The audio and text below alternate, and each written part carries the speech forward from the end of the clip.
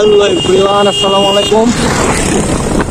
আজ আমি আপনাদেরকে নিয়ে যাচ্ছি নোয়াখালী মাইজি থেকে মেবি 40 থেকে 45 কিলোমিটার দূরে অবস্থিত মুসাপুর।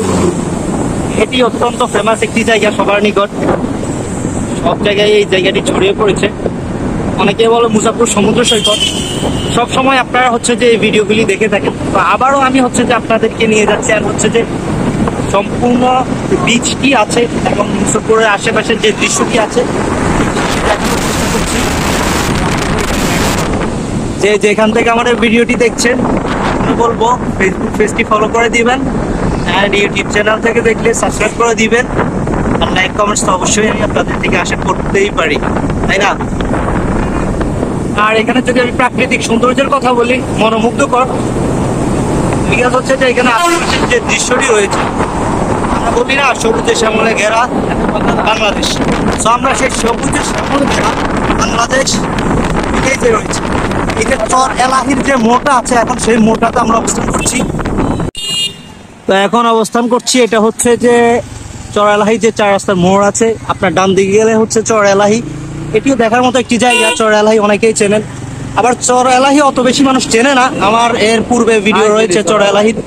আর যে বাম দিকে গেলে যে চাপকাশির হাট হয়ে আপনার ফেনী সোজা যে মুসাপুর, আর যে এদিক দিয়ে আপনি ফেনীও যেতে পারেন। আচ্ছা, যাই হোক, আমরা আবারও বলি প্রাকৃতিক দৃশ্য যেটি, আপনি যদি এই জায়গাটিতে না আসেন তাহলে এটি কখনো আপনাকে বোঝানো সম্ভব না।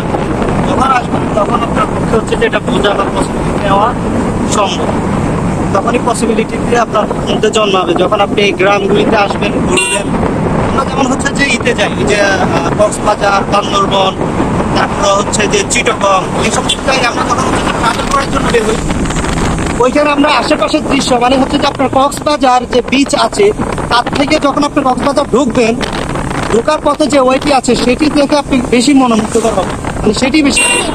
ঠিক এই দিকটাতেও সেরকম, আপনার যাওয়ার পথে সবচেয়ে যে রাস্তাটি আছে এবং আশেপাশের যে গ্রামের দৃশ্য, সেটি যে সবচেয়ে মনোমুগ্ধকর, ভালো লাগে। এরপর আপনি মুসাপুর যাবেন, সমুদ্র সৈকতটা আপনি উপভোগ করবেন, ফেস করবেন, তার কথা আপনি না বলি, আমি সম্পূর্ণ ভিডিওতে দেখাবো, তখন অবভিয়াসলি আপনি বুঝতে পারবেন যে সেটি কেরকম। আশেপাশের যে দৃশ্যটি, যারা শহরে থাকেন তারা অবভিয়াসলি এটা বুঝতে পারবেন না যখন এই জায়গাটিতে আপনি না আসবেন। আসলে এরপরে বুঝতে পারবেন যে এখানকার দৃশ্যগুলি কিরকম। এইদিকে একটা বিষয় গ্রাম এলাকা, তো গ্রামের রাস্তাতে মানুষজন রাস্তাঘাটের মাঝামাঝি এই দিক থেকে থাকে, যার জন্য যারা ড্রাইভ করে এরা অনেক চোখ কান্না হয়ে ড্রাইভ করতে হয়। এদিক সেদিক মানুষের ওইরকম কোনো সেন্স নাই, আছে ওইরকম না আর কি, যে না গাড়ি আসতেছে বা আমরা একটু সিগন্যালটা মেনে চলি, ওই ধরনের কিছু না। ঠিক করে গাড়ি যে ঘোরাই করবে, মানুষ জোর দিবে। এই দিক থেকে যে আপনাকে সাবধানতা অবলম্বন করতে হবে, গাড়ি নিয়ে ট্রাভেল করে।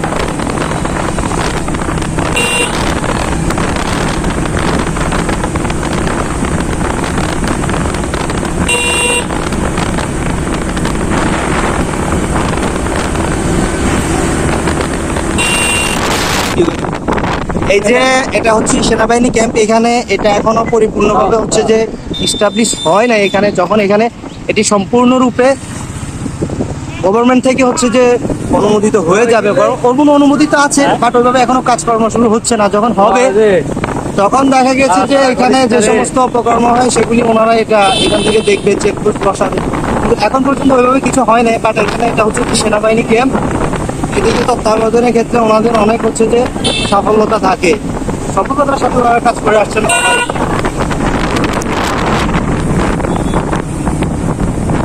আমরা মুসাপুর যখন ঢুকি তখন এর আগে এরকম দৃশ্য দেখা যায়, অনেক মানুষ যে এই দিকটাতে ট্রাভেল করার জন্য, ঘোরার জন্য নোয়াখালীর আশেপাশের মানুষগুলি এদিকে যায়।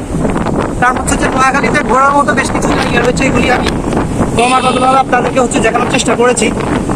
ইনশাআল্লাহ সামনের ভিডিওতে থাকবে নোয়াখালীর ধামাকা নিজুম দ্বীপ। এখন আমি সেখানে যেতে পারি নাই সময় স্বল্পতার কারণে। এই জন্য যে আমরা চেষ্টা করি আর কি, ভালো যে স্পটগুলি আছে সেগুলি দেখানো। তো মুসাপুর যেহেতু নোয়াখালীতে একটি ভালো স্পট ঘোরার জন্য, ট্রাভেল করার জন্য, তার জন্য এদিকে ঢোকার আগে মানুষের কিছুটা দেখা যায়।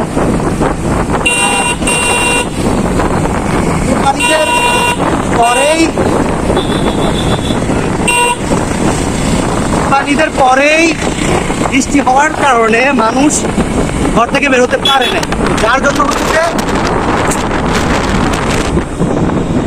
জন্য এখন একটু মানুষ হয়েছে আপনার ঘোরাফেরা করতে বের হচ্ছে নিজের বাসা থেকে। তার জন্য দেখা গিয়েছে যে মানে মানুষজন একটু বেশি থাকতে পারে। যখন ওখানে যাব তখন ইনশাল্লাহ আমি পুরো ভিডিওটি আপনাদেরকে দেখানোর চেষ্টা করব।